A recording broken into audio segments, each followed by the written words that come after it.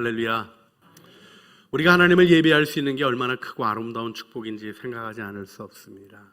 오늘도 여러 가지 환경적인 어려움들 속에서도 주님 앞에 나와 예배하는 여러분들의 예배를 하나님이 기쁘게 받으시고 여러분들의 마음의 헌신과 소원이 이 땅을, 우리 가정과 삶을 변화시키는 능력이 되게 해주실 줄 믿습니다. 우리 창조교회가 지금 히브리서 묵상하는 시즌을 보내고 있습니다. 우리 매일 성경 묵상 진도를 따라서 하나님의 말씀을 묵상해 가고 있습니다. 베드로전서를 읽어가다가 잠깐 히브리서 말씀을 읽습니다. 오늘 본문 히브리서 10장 19절로부터 25절이 히브리서 전체 중에서 굉장히 중요한 전환점이 되는 말씀이기 때문에 여러분과 함께 이 말씀을 강해하고 생각하는 것이 필요하다는 마음 주셔서 베드로전서 말씀 다음 주부터 이어서 계속 말씀 나누겠고, 오늘은 히브리서 10장 19절로부터 25절 지성소 안에 들어가는 일을 놓고 어디서 예배하십니까? 여러분의 영혼에 질문하며 우리의 삶, 축복하신 속죄의 은혜를 다시 한번 마음 안에 일깨우는 시간 가지려고 합니다. 히브리서에서 예수님은 누구십니까? 비교할 수 없이 탁월하신 그리스도이십니다. 히브리서가 점강법으로 강조하고 있는 것이 있습니다. 히브리서 1장 1절에서 이 모든 날 마지막에 아들을 통하여 계시하셨다 하는 선언을 통해 예수 그리스도의 탁월하시고 온전하신 계시를 이야기합니다. 그 예수 그리스도의 신분에 대해서 얘기할 때 천사보다 우월하시고 또 구원의 창시자이며 개척자이시고, 2장 3장에서는 하나님의 집에 종 모세보다 우월하신 지으신 하나님의 아들이시며, 4장으로 가면 여호수아가 이룬 지리적인 안식과 비교할 수 없는 하나님의 안식을 가져다 주시는 분이고, 우리 5장 묵상한 대로 하나님이 택하시고 검증하신 대제사장, 그리고는 이어지는 6장 7장 멜기세덱의 반차를 따르는 메시아적 제사장직을 이루신 분, 그리고 8장 9장 우리 새 언약의 대제사장 예수 그리스도를 소개해 주고 있습니다. 히브리서는요, 하늘의 성소 얘기를 해요.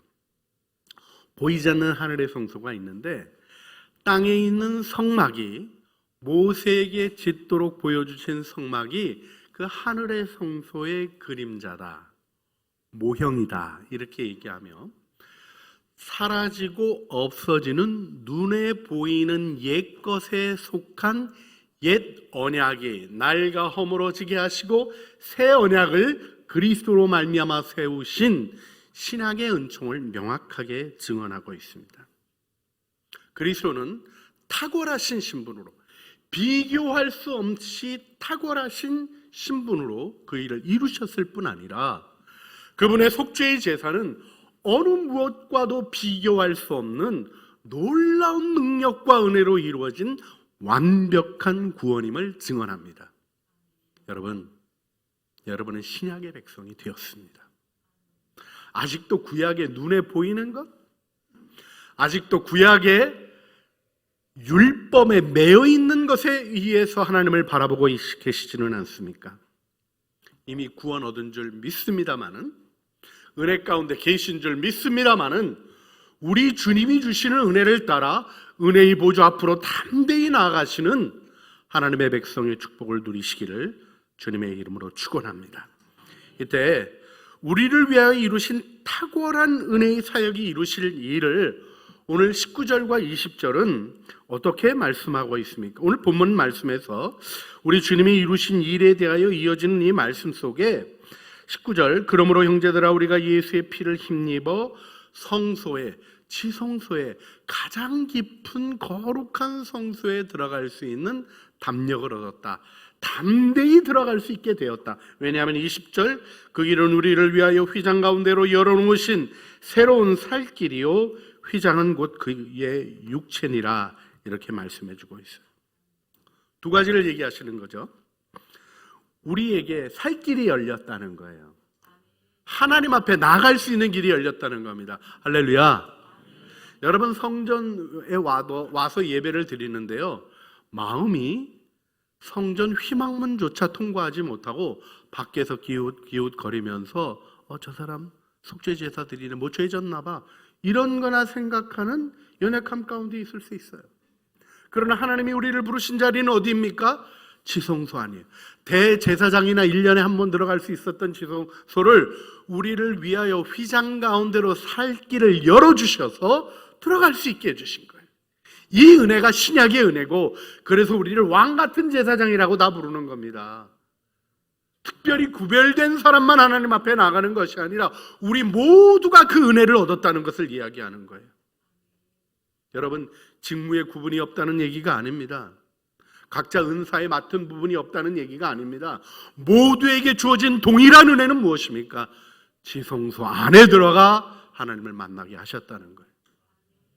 여러분, 육체의 예법을 따라 아직도 하나님을 만나고 계시다면 날 가지고 사라지는 것을 떠나 성소 안으로, 지성소 안으로 들어가시는 길이 열렸음을 신약의 백성으로 이해해야 합니다. 또 신약의 백성에는 대제사장 예수 그리스도, 오늘 21절을 보게 되면 하나님의 집 다스리는 큰 제사장이라고 표현하고 있어요. 뭐 대제사장이나 큰 제사장이나 다 같은 말이라고 볼 수 있지만 헬라어로 보면 달라요. 대제사장은요, 직임에 관한 거예요. 담임 목사 이런 것 같은 표현인 거예요. 그런데요, 큰 제사장은 위대한 제사장이라는 뜻입니다. 제사장이지만 그분이 하시는 사역이 위대하다는 거예요. 왜 위대하다고 고백합니까? 하나님이시지만 인간이 되신 거예요. 우리의 고통을 다 경험하여 아시는 분이십니다. 여러분, 예수님은 우리의 모든 염려, 근심거리들을 경험하셨어요. 근데 이기셨어요. 죄에 빠지지 않으셨어요. 그리고 우리를 위한 중보가 되셨어요. 육체의 연약함 겪으셨습니까? 안 겪으셨습니까? 오히려 우리를 정결하게 하기 위하여 우리의 고통을 겪으셨어요. 머리에 가시관을 쓰시고 양손이 못에 박히시고 처절하고 고통스럽게 몸의 아픔을, 허리의 아픔을, 관절의 아픔을, 모든 장기들이 그 고통 가운데 막 상하는 그 고통들을 주님이 친히 겪으시고 심장까지 찔리신 거예요. 이 은혜 속에 우리를 구원하신 그분이 우리를 아십니다. 여러분은 아무도 모르는 고통을 홀로 겪고 있는 사람이 아니죠. 그건 사단의 거짓말이에요. 예수님이 여러분의 고통을 아십니다. 여러분의 고민을 아십니다. 여러분의 범림과 아픔과 어려움과 곤고함을 아십니다. 세상의 위협이 우리를 가로막고 있는 일, 주님은 가로막혀 보셨고 그 가운데 고난을 당하시며 다 경험하신 분으로 우리의 중보자가 되셔서 하나님께로부터 그 은혜를 가져다가 우리에게 가져다 주시고, 우리가 필요한 것이 무엇인지 아기 뱃속에서부터 다 경험하셔서 때를 따라 돕는 은혜를 주시는 위대한 제사장, 그분을 여러분들이 모시고 신앙생활을 하는 겁니다. 할렐루야. 그래서 22절이 뭐라고 얘기합니까? 이 결과로 우리에게 주어진 축복을 이렇게 얘기하고 있습니다. 우리가 마음의 뿌림을 받아 악한 양심으로부터 벗어나고 몸은 맑은 물로 씻음을 받았으니 참 마음과 온전한 믿음으로 하나님께 나아가자. 할렐루야. 우리 히브리서 10장 22절을 다시 한번 같이 읽어보겠습니다. 우리가 마음의 뿌림을 받아 악한 양심으로부터 벗어나고 몸은 맑은 물로 씻음을 받았으니 참 마음과 온전한 믿음으로 하나님께 나아가자. 아멘. 여러분이 이 구절을 외우시고 계속해서 묵상하시기를 주님의 이름으로 부탁드립니다. 여러분, 이 표현은 세 번역으로 다시 한번 읽어드리면, 그러니 우리는 확고한 믿음을 가지고 참된 믿음으로 하나님께 나갑시다. 우리는 마음에다 예수의 피를 뿌려서 죄책감에서 벗어나고 맑은 물로 몸을 깨끗이 씻었습니다. 이렇게 표현하고 있는데, 이루어진 일들이 무엇을 말하는가 하는 것이 우리 히브리서에 처음 이 편지를 받았던 원독자들에게는 굉장히 중요한 것이었어요. 여러분, 히브리서는 예수님을 믿는 유대인들에게 준 편지예요. 그런데 예수 그리스도의 복음을 알 뿐만 아니라 그들은 유대인들의 제사를 알고 있었던 사람들입니다. 근데 그 제사가 예수님 사건인 걸 설명해 주시는 거예요. 여기 아주 중요한 것이 등장을 하는데 우리 이 구절 하나하나에 참 놀라운 속죄의 은총에 대한 구약으로부터 흐르는 아주 중요한 표현들이 등장을 합니다. 여러분, 한마디로 얘기하면 속죄가 완성되었다는 건데요. 우리가 가끔 좀 실수하는 것이 있는 게 있어요. 뭐냐면 저도 한국 교회를 돌아보면 자꾸 죄 용서 그만하고 하나님 주신 뜻을 향해서 나가고 열심히 일해야 된다, 이런 얘기가 한동안 제가 경험했던 70년대 80년대 좀 메시지로 있었어요. 제가 어렸을 때 봤던 교인들은 어떤 분이셨냐면 맨날 교회 와서 눈물 흘리고 기도하시는 분들이셨어요. 그래서 교회 바닥이 이렇게 마룻바닥에 눈물들이 이렇게 떨어져 있고, 그것이 우리에게 주신 하나님의 은혜임을 증언하는 것들이 있었어요. 그런데요, 어느 날부터 열심히 일하더니 교회가 이렇게 망가졌다니까요. 여러분 기억하세요. 교회는 열심히 일하는데 아니에요. 이 얘기는 여러분의 봉사와 헌신 없이도 교회가 갈 수 있다는 얘기는 아닙니다. 우리 창조교회 성도님들, 목사가 쳐다보든 안 쳐다보든, 사람들이 간섭하든 안 간섭하든 각자 맡겨진 직무를 충실하게 이루어가는 너무나 귀한 하나님의 사람들이십니다. 제가 그 일은 어디서나 언제나 자랑할 수 있는 놀라운 축복이에요. 그런데요, 구원은 그거로 얻는 건 아니죠. 어떻게 하나님의 일이 하나님 앞에 인정되는 일이 되겠습니까? 한국 교회가 눈물 흘릴 때는 모든 일이 생명의 능력으로 나타났어요. 전도도 힘있게 이루어졌어요. 왜요? 영혼을 사랑하는 거죠. 어느 날인가 전도왕들이 나타나더라고요. 1년에 몇 명 전도했다, 몇 명 교회로 데리고 왔다. 숫자를 보기 시작하더라고요.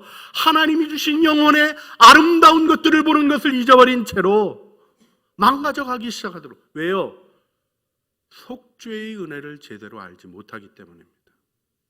저는 이 시대에 하나님의 사람으로 여러분에게 다시 한번 분명히 말씀드립니다. 우리의 신앙의 기반은 속죄의 복음입니다. 그리고 그 속죄의 복음을 알아야 하나님 나라의 통치, 이렇게 얘기하는 구원의 온전함을 이해하게 되지, 속죄의 복음 제대로 모른 채 하나님 나라의 통치에 참여한다고요? 다 망가뜨립니다. 어리석은 일들만 일어나게 되는 거예요. 하나님의 일은 하나님이 증거하십니다. 믿으십니까? 하나님의 역사는 하나님이 나타내십니다. 하나님의 뜻을 알면 눈에 보이는 일의 좌절과 답답함을 무서워하지 아니하고 두려워하지 아니하고 담대함을 가지고 때를 따라 돕는 은혜를 얻기 위하여 하나님의 보좌 앞에 나가는 거예요. 할렐루야. 그래서 그 은혜를 아는 자에게 복음의 기쁨이 있는 거죠.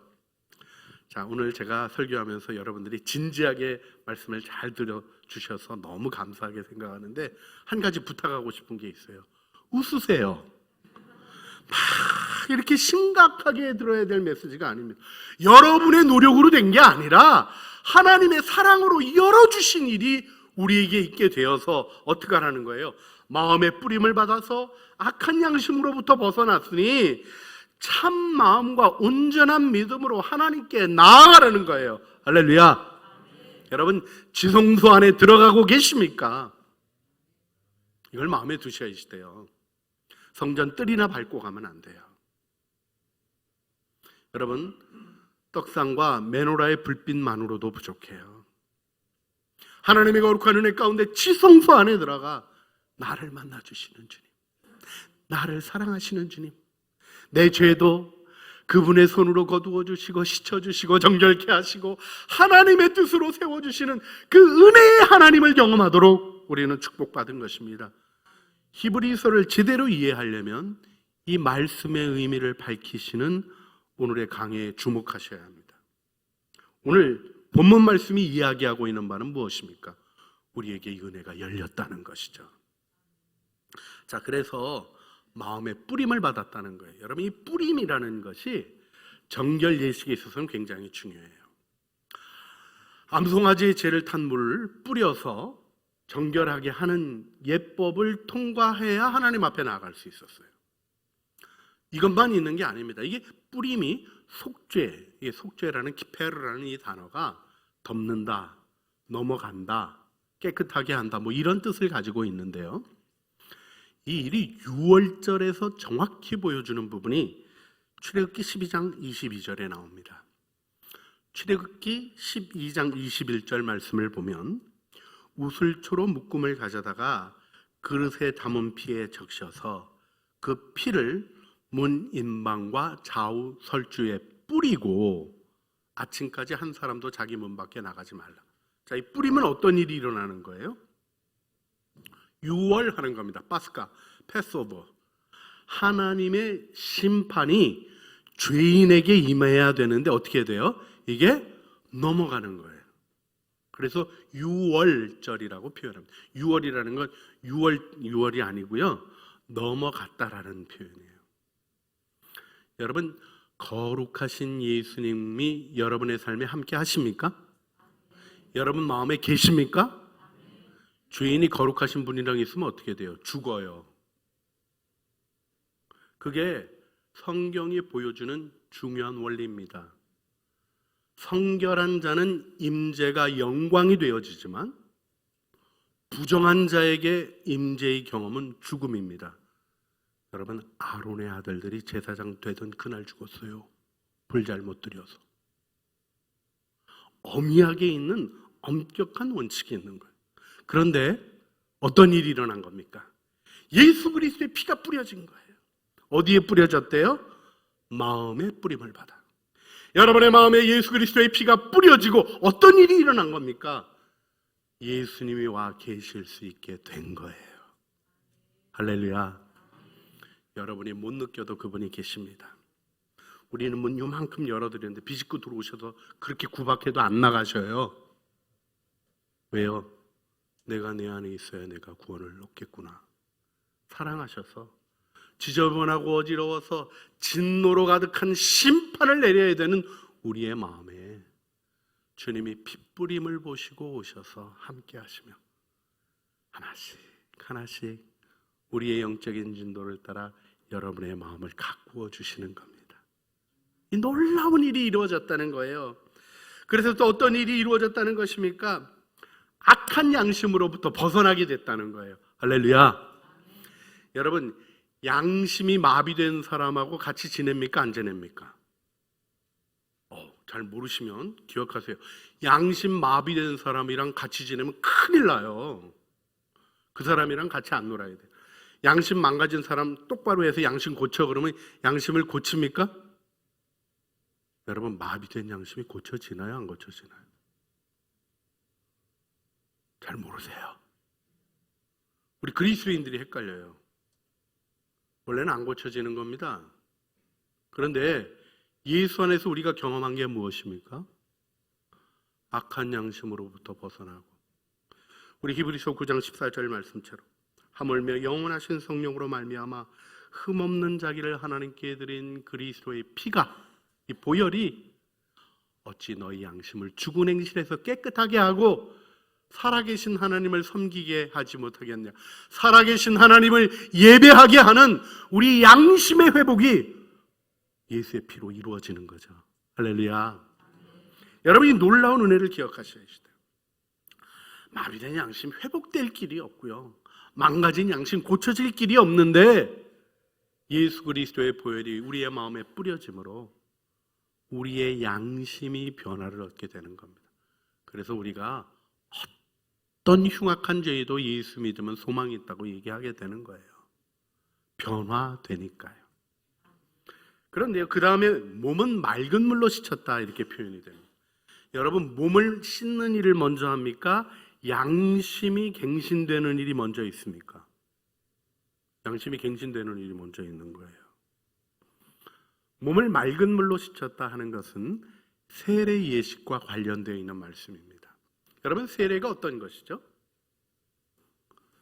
우리가 아버지와 아들과 성령의 이름으로 세례를 받는 이 규례의 옛 형태를 보게 되면 언제 물에 담궜냐 하면 이스라엘 백성들이 전쟁에 나가서 이방에서 승리를 하고 이방의 전리품들을 가져올 때, 자, 이 우상 섬기고 귀신 섬기고 음란한 것이 가득하던 자들이 썼던 물건, 여러분 물건에도 영적인 게 있나요 없나요? 있어요. 아무거나 다 함부로 쓰면 안 되는 겁니다. 이 영적인 거가, 영적으로 더럽혀졌던 거가 우리의 거가 되기 위해서 했던 일이 뭐냐? 물에 담그는 거였어요. 그게 세례예요. 세례의 원래 뜻이 부정하여 쓸모없고 가치 없던 것을 정결하게 하여 하나님의 은혜 안에 두는 것입니다. 이것이 그리스도의 이름으로 받는 세례 속에 예수님과 연합하는 일을 로마서가 말씀하고 있죠. 로마서 6장 4절로부터 5절이 중요하게 표현하죠. 그러므로 우리가 그의 죽으심과 합하여 세례를 받음으로 그와 함께 장사되었나니 이는 아버지의 영광으로 말미암아 그리스도를 죽은 자 가운데서 살리심과 같이 우리로 또한 새 생명 가운데 행하게 하려 함이라.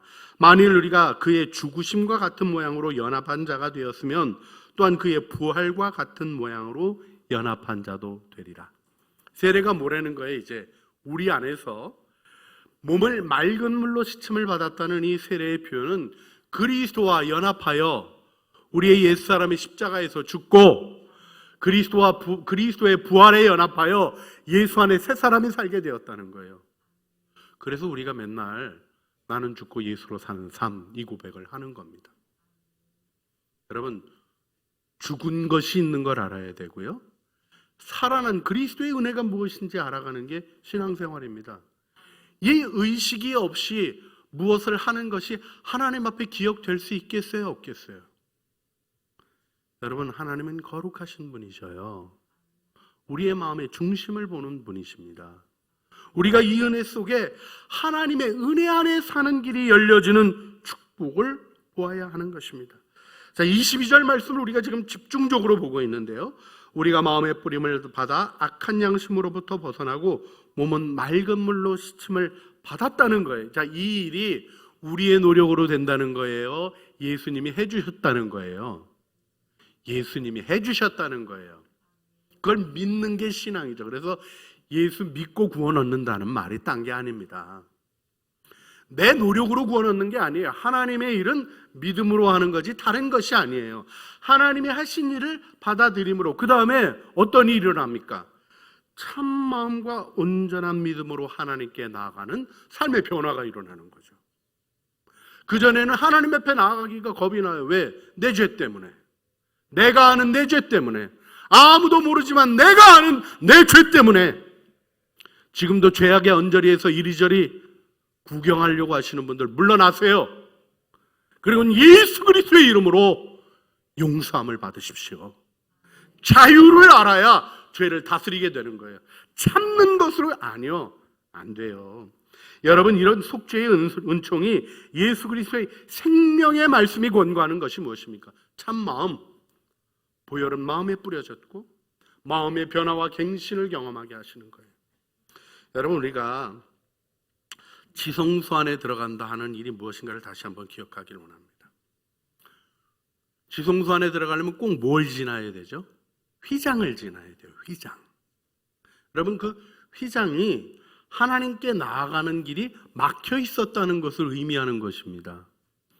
자, 휘장에 수를 놓게 하신 것을 우리가 구약성경 출애굽기에 보게 되면 홍색, 작색, 청색 실로 그룹들을 수놓게 하셨어요. 여러분, 그 천사가 수놓아졌다는 게 어떤 의미인지를 기억하셔야 됩니다. 그 그룹들이 창세기 3장에 등장합니다. 창세기 3장 24절에 하나님께서 범죄한 인간을 에덴 동산에서 쫓아내시고, 그 다음에 에덴 동쪽에 그들이 들어올 진입로에 뭐를 두셨어요?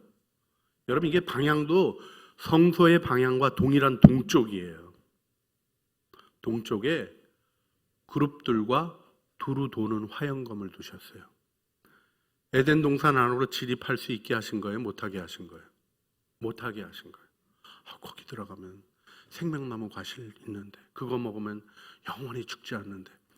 여러분, 죄인이 영원히 죽지 않는 건 정말 영원한 비극입니다. 변화되고 생명나무 과실을 먹어야지. 영생을 얻었는데 죄인의 고집 가지고 하나님의 진노하심을 받을 내 마음의 변화를 경험하지 않은 채로 영생 얻으면 어떻게 되겠어요? 여러분, 지옥의 불이 뜨겁겠습니까? 하나님의 영광의 불이 뜨겁겠습니까? 하나님의 영광이 더 두려운 것이에요. 그래서 예수님이 자기 몸을 찢으시는 속죄의 제사를 하신 거예요. 자신이 죽으시는 죄의 대가를 지불하시는 일을 하신 거예요. 여러분, 이 복음이 여러분에게 지나간 옛 이야기처럼 들리신다면 회개하셔야 됩니다. 주님은 오늘도 우리를 은혜 안으로 부르시는 거예요. 우리를 은혜 안으로 초대하시는 거예요. 우리 마음의 변혁을 경험하게 하시고 하나님을 섬기게 하시는 겁니다. 할렐루야. 여러분, 우리가 주님을 섬기는 것을 볼 때 주님이 어딜 보십니까? 마음을 보셔요. 여러분, 부자가 되려면 뭐가 필요한지 아세요? 세상에서? 잘 모르면 가르쳐 드릴게요. 돈이 필요해요. 돈이 있으면 돈이 더 모이죠? 제가 좀 잘못 알고 있나요? 재정이 있으면 신용이 쌓입니다. 더 빌려줘요. 그렇죠? 재정의 능력의 범위만큼 빌릴 수 있는 돈과 사업을 진행할 수 있는 일이 크죠? 세상에서 뭘 봅니까? 그 사람이 얼마를 가지고 있는가를 봐요. 재산이 어떠한가? 그거 보고 빌려줘요. 실력이 어떠한가? 눈으로 보이는 업적들과 실적을 보고 주가가 올라가요. 하나님은 뭘 보실까요? 마음을 보시죠. 하나님은 중심을 보십니다.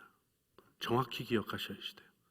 내 마음의 너그러움으로 부자 될 만한가, 재정을 맡길 만한가를 봅니다. 탐욕으로 자기를 위하여 쓰려고 하는가, 하나님 나라의 통치에 영광에 참여하려고 하는가, 하나님 정확히 보셔요. 여러분, 우리가 하나님이 마음을 보신다는 것을 잊어버리면 안 되는 겁니다. 우리 주님 앞에 드리는 예배, 자, 지금 새롭고 산 길을 통하여 지성소 안에 들어가 예배하도록 우리를 축복하셨어요. 할렐루야. 근데 여러분, 예배가 의무입니까? 의무죠. 그걸 훈련하셔야 돼요. 예배 드려도 되고 안 드려도 되고, 뭐 댁에서 예배 드리시는 분도 지금 다시 한번 자세히 확인하시고요. 복장도 확인하십시오. 주님 앞에 나아가는데 합당한가를 점검하시는 게 필요해요. 이 자리에 나오신 분도 마찬가지입니다. 근데요, 중요한 게 하나님이 겉모습을 보십니까? 중심을 보십니까? 중심을 보시는 거예요. 여러분, 의무감에서 예배하고 내가 주일 예배 빠지지 않았다, 내 새벽 기도 다 나왔고 내 공예배 빠진 적이 없다, 이런 거 자랑하는 거 우리 교회가 받아들이지 않습니다. 왜요? 몸이 왔다고 예배 드렸다고 인정하지 않습니다. 우리는 그거 외형적으로 판단하지 않습니다. 하나님이 그의 중심을 보시고 마지막 날 판단하신다는 걸 정확히 여러분에게 알려드립니다. 내 예배가 인정되는 것은 사람들의 눈에 있는 게 아니라 하나님께 있는 거죠. 여러분, 의무감으로 예배한다는 게 얼마나 하나님 앞에 가증하고 부끄러운 일이 될 수 있는 겁니까? 제가 안식년 기간 동안에 하나님이 정말 다시 한번 일깨워 주셨던 얘기 나눴던 기억이 있습니다. 다시 한번 말씀드려요. 아내 생일이어서 꽃다발 아름답게 준비해서 가져다 주었어요. 아내가 묻습니다. 이거 웬 꽃다발이야? 당신 오늘 생일이잖아. 내 삶의 아름다운 축복으로 이 땅에 태어난 게 너무 좋아, 행복해. 오글거려 하지 마세요. 그것보다 더 아름다운 말들 여러분 하실 줄 아는 말들입니다. 그게 맞죠? 이런 건 아니잖아요. 이건 뭐예요? 남편의 의무지. 그러는 순간에 그 꽃다발도 비참해지고 아내를 모독하는 거 아닙니까? 의무감으로 예배 드린다는 게 도대체 말이 되는 거예요? 나를 구원하신 구원의 감격으로 하나님의 사랑에 감사하며 십자가 보혈로 나를 이끄시고 오늘도 내 죄 씻어주시기를 기뻐하시고 나를 새롭게 하시며 내 영적인 진도를 따라 때를 따라 돕는 은혜를 주시는 하나님의 은혜 앞으로 나오는 기쁨과 감격으로 우리 주님이 우리를 채워주시는 거 아니에요? 그 은혜 속에 우리가 주님을 알아가도록 축복 받은 것입니다. 그래서 참 마음과 온전한 믿음으로 나가야 되는 거예요.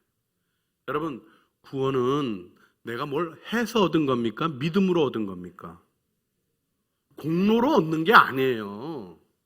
내가 교회를 잘 섬겼다, 11조 잘했다, 성수주의 됐다, 교회 봉사 많이 했다, 그래서 구원 얻는 게 아니에요. 구원은 무엇으로 얻습니까? 오직 믿음으로. 하나님이 나를 위하여 이루신 구원을 믿음으로 얻는 거예요. 자, 그러니 믿음으로 구원을 얻었으면 어떻게 살아야 됩니까? 믿음으로 살아야 되는 거죠. 예수 믿어놓고도 행위의 공로를 주장하고 세상의 방식을 이야기하는 것, 사실 엄밀한 의미의 배도입니다. 믿음을 따르지 않는 것. 로마서 14장 23절이 이렇게 얘기하죠. 의심하고 먹는 자는 정죄 되었나니 이는 믿음을 따라 하지 아니하기 때문이라. 믿음을 따라 하지 아니하는 것은 다 죄니라. 본인은 하나님 섬겼다고 생각하지 모르지만 믿음을 따라 하지 아니하는 게 다 죄예요. 하나님을 믿어야 되는 겁니다. 목사만 믿으라는 게 아니에요. 교회의 흐름을 믿으라는 게 아니에요. 내 영혼을 향하여 지성소에서 내게 건너해 주시는 하나님의 말씀을 믿고 기록된 말씀을 붙잡고 그 언약의 성취를 확신하며 나가는 그 길에 하나님의 은혜의 역사가 있는 것이죠. 여러분, 죄는 하나님과 우리 사이를 가로막습니다. 그러나 주님이 그 죄를 들고 주님 앞에 나가게 하신 거예요. 좀 시간이 지났습니다만은 우리 PPT 잠깐 보여주시겠어요? 성소에 하나님이 하늘의 장막을 보여줬던 성소에 있었던 일이 이렇게 좀 여러분에게 가시적으로 볼 수 있도록 그려드렸는데, 지금 이제 성소에 들어가는 문이 이쪽에서부터 들어가는 거예요. 들어가는데 번제단이 있어요. 뭐부터 하는 거예요? 속죄의 제사부터 드리는 거예요. 여러분, 예배 드리면 무슨 시간부터 있습니까? 주님 찬양하고 임재를 고백하고 나서 우리 뭐 하죠? 속죄의 기도하죠. 이 속죄의 기도가 어디쯤 위치인지를 아셔야 돼요. 회막문 안으로 들어와서 나의 죄를 주님 앞에 고백하는 거예요. 그리고는 거기서 뭐를 합니까? 더 안으로, 저기 좀 기둥들이 있는 모습들이 있는 거가 있는 데까지 가기 전에 물두멍이 있어요. 또 구체적으로 씻어요. 목사님이 인도하시는 기도를 따라서 우리가 속죄의 기도를 드린 다음에 각자 내 죄를 고백하는 시간을 갖죠.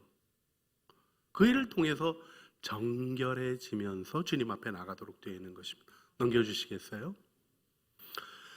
이 성막의 제도 안에서 중요하게 들어가서 우리가 저기 안쪽에 언약궤가 놓여 있는, 제일 깊은 안쪽에 언약궤가 놓여 있잖아요. 거기까지 가야 되는데 그 언약궤 앞에 뭐가 있습니까? 이제 반으로 잘라놨는데 그룹들을 그려놓은 휘장이 있는 거죠.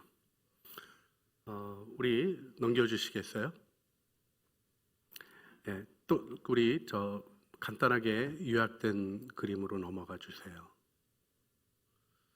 우리 성막의 제도를 보게 되면 이 성막 모형도를 간단하게 그려놓은 거 우리 그림 자료 띄워주시겠어요? 입구서부터 보시면 번제단이 있고 물두멍이 있습니다. 성소 안으로 들어가면 왼쪽에 메노라의 등불이 있습니다. 오른쪽에 무엇이 있습니까? 떡상이 있습니다. 이게 진리의 성령의 빛, 또 말씀이신 예수 그리스도를, 생명의 양식인 그리스도를 상징하는 것, 이 간단한 설명을 넘어서서 깊이 있게 주시는 의미들이 있는데 히브리서가 이거 설명 제대로 하려고 하지 않아요. 왜냐하면 제일 중요한 게 지성소에 들어가는 것이어서.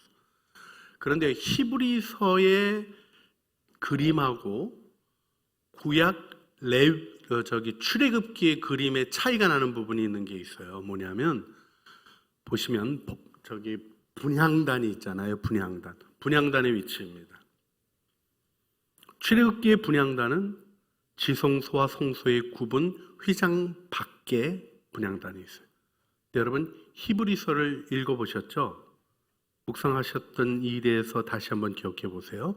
분향단이 지성소 안으로 들어와 있어요. 이게 열려진 일을 얘기하는 겁니다. 예수 그리스도로 말미암아. 뭐가 열려졌어요? 하나님 앞에 나아가는 길이 열려졌어요. 이전에는 향이 흘러 들어가는 것 외에는 길이 없었는데 열려져서 하나님 존전에서 기도하게 하시는 거예요. 그리고는 제일 깊이 언약궤, 새 언약의 축복을 우리가 받아 누리게 하시는 은혜 속에 주님과 친밀한 교제를 나누게 하시는 거예요. 여러분, 우리 예배가 여기 일을 해야 되는 거예요. 사람의 말 듣는 거에 신경 쓰지 마세요. 찬양이 길고 짧은 거에 아직도 마음 걸리더라도 다 놔두고 보혈 의지해서 지성소 안에 들어가야 되는 거예요. 여러분을 사랑하시는 그 주님을 만날 때 여러분 안에 용기가 생겨지는 것입니다. 지성소 안에 들어가면 23절 약속하신 하나님이 미쁘신 분인 줄 알고 소망을 굳게 잡는 용기가 일어나는 거예요. 그 지성소 안에 들어가면 하나님의 사랑으로 내가 채워져서 돌아보는 사람이 되는 거예요. 여러분, 일을 하는 사람이 아니라 돌아봐 사랑과 선행을 격려하며 함께 나아가는 축복을 일으키는 천국제자가 되는 거예요. 그리고는 모이기를 피하는 어떤 사람들의 습관, 이렇게 표현하는 게 있어요. 은혜 받았으니 뭐 모여야 되냐, 하나님이 통치하시는 모든 것이 하나님 나라다, 저 거기 반대하지 않습니다. 그런데 모여 주님을 경험하는 것 없이 하나님 나라의 통치, 거짓말입니다. 세상의 일로 바꿔버리고 마는 것입니다. 하나님을 경험하는 은혜 속에 우리는 모이는 일을 더 힘쓰게 되는 거죠. 모여서 뭐합니까? 함께 지성소 안으로 들어가는. 때로는 건강 때문에 또 코로나 상황이 되셔서 집에 머무르실 때도 마찬가지입니다. 이 예배 속에 우리가 함께 해야 할 일은 무엇입니까? 지성소 안으로 들어가는 거예요. 여기에 제일 중요한 핵심적인 한 가지 일은 무엇입니까? 성결해야 되는 겁니다. 예수 그리스도의 거룩한 신부가 되어야 되는 거예요. 여러분, 죄를 아파하십니까? 그 죄로 죄책감으로 가지 않도록 담대함을 주신 주님의 은혜를 따라 지성소 안에 들어가서 하나님의 해결을 받는 거예요. 주님이 여러분의 죄를 씻으시고 여러분의 마음을 갱신하시고 개혁하시고 새롭게 하셔서 하나님의 말씀을 받을 수 있는 자로 의롭다 칭하시고 씻어주시고 능력 있게 세워주시는 것입니다. 할렐루야. 이제 우리 함께 기도하기를 원합니다. 오늘 우리가 정결함의 소원을 가지고 기도하기를 원합니다. 죄는 숨긴다고 숨겨지는 게 아니에요. 다시 한번 말씀드립니다. 아무도 몰라도 하나님은 아시잖아요. 여러분의 양심은 알잖아요. 그 양심을 어둡게 하는 일조차 예수 그리스도의 보혈이 새롭게 하십니다. 주님의 은혜를 바라보며 하나님, 정결하기를 원합니다. 지성소 안에 들어가 거룩하신 하나님과 만나는 은혜를 주시고 내 마음 보혈로 뿌려주셔서 주님 거하시는 마음 되게 하신 은혜를 더 알아가게 하시고 더 누리게 하여 주시며 정결하여 지성소 안에서 주님을 예배하는 참된 예배자가 되게 하여 주시옵소서. 우리 주여 한번 부르짖어 주님 앞에 기도하시겠습니다. 주여, 사랑과 은혜가 풍성하신 아버지 하나님, 저희들 주님 앞에 나왔습니다. 하나님의 은혜로 저희들을 새롭게 하여 주시고 정결함으로 우리를 온전케 하여 주시기를 원합니다. 우리의 죄를 씻어주시고 오늘도 보혈로 덮어주시옵소서.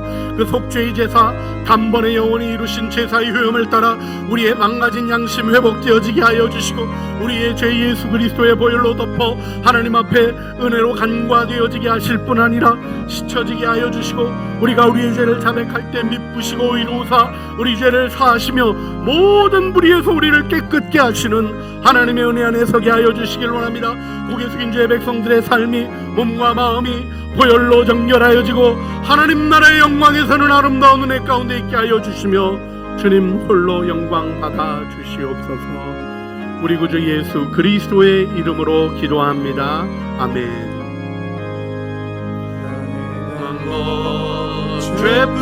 죄뿐이니 주 예수께 비옵기는 나의 몸과 나의 마음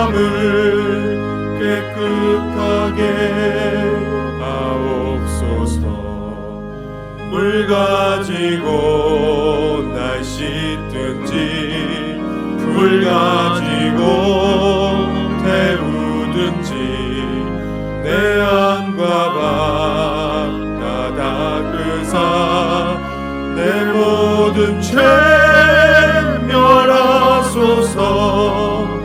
내 어두운 눈 밝히시니 참 기쁘고 고마우나 그보다 더 원하오니 정결한 마음 주옵소서. 물 가지고 날 씻든지 불 가지고 태우든지 내 안과 밖 다 닦으사 내 모든 죄 멸하소서. 정결한 마음 그 속에서 신령한 빛이 오니 이러한 마음 나 얻으면 눈까지도 밝으리라. 물 가지고 날 씻든지 불 가지고 태우든지 내 안과 밖 다 닦으사 내 모든 죄 멸하소서. 함께 일어나서 하겠습니다. 내 냉심 다 고치고 악한 생각 다 버려도 주 앞에서 정결하고 자랑치는 못하리라. 물 가지고 날 씻든지 불 가지고 태우든지 내 안과 밖 다 닦으사 내 모든 죄 멸하소서.